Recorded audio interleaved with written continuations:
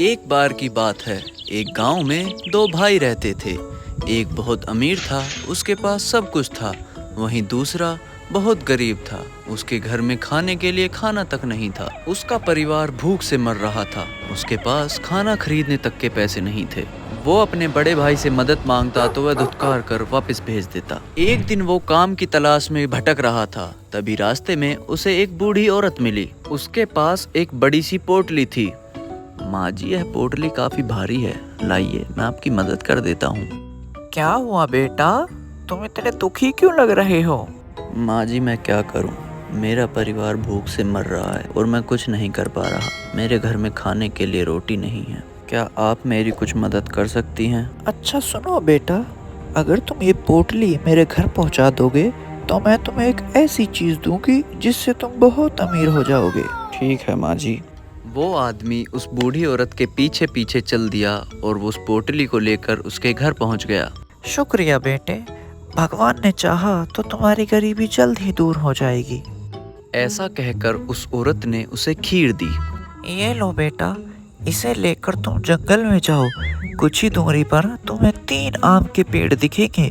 उनके पीछे एक चट्टान है, ध्यान से देखोगे तो वहाँ तुम्हें एक गुफा दिखेगी। उस गुफा के अंदर चले जाना, वहाँ एक बौना रहता है, उसे खीर बहुत पसंद है।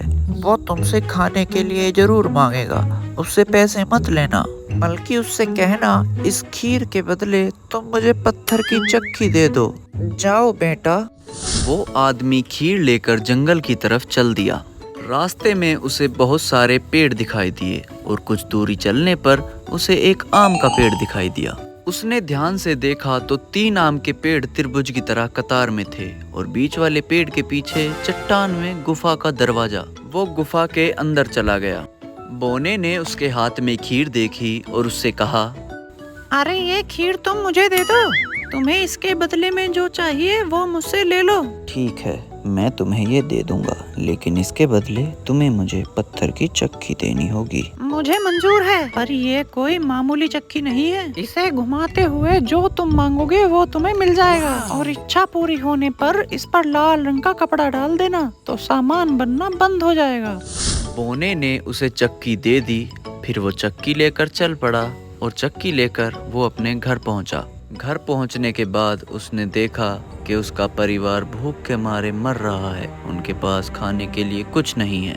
उसने चक्की जमीन पर रखी और चक्की घुमाने के बाद बोला, चक्की चक्की दाल निकाल। और फिर वहां धीरे धीरे दाल का ढेर लगना शुरू हो गया। उसने चक्की पर लाल कपड़ा डाल दिया तो दाल निकलनी बंद हो गई। उसने कपड़ा हटाया और फिर से चक्की घुमाकर बोला, चक्की चक्की चावल निकाल। फिर वहां चावल का ढेर लगना शुरू हो गया। पूरे परिवार ने भरपेट खाना खाया। फिर उसने हर रोज चक्की से ढेर सारी चीजें बनानी शुरू करी, जैसे आटा, दाल, ज्वार, बाजरा, जिनको वो बाजार में जाकर बेचता और धन इकट्ठा करता। धीरे धीरे उसके पास काफी धन इकट्ठा हो गया और उसने अच्छा घर भी बना लिया। पर ये सब देखकर उसका बड़ा भाई हैरान हो गया और जलने लगा। ये कैसे हो सकता है? कुछ दिनों पहले तक तो ये भूखा मर रहा था, फिर अचानक से धन दौलत कैसे आ गई? कुछ तो गड़बड़ है। उसने अपने छोटे भाई के घर छिपकर सारे राज का पता लगा लिया। अगले दिन मौका पाकर वह अपने भाई की चक्की चुरा लाया। रास्ते में जाते हुए उसने चक्की को आजमाने के बारे में सोचा। चक्की चक्की नमक निकाल। और चक्की से नमक का ढेर लगना शुरू हो गया, पर उसे चक्की बंद करने का तरीका तो मालूम ही नहीं था और वो दबकर मर गया। इसीलिए कहते हैं हमें किसी से ईर्ष्या नहीं करनी चाहिए, जितना हमारे पास है उतने में ही खुश रहना चाहिए।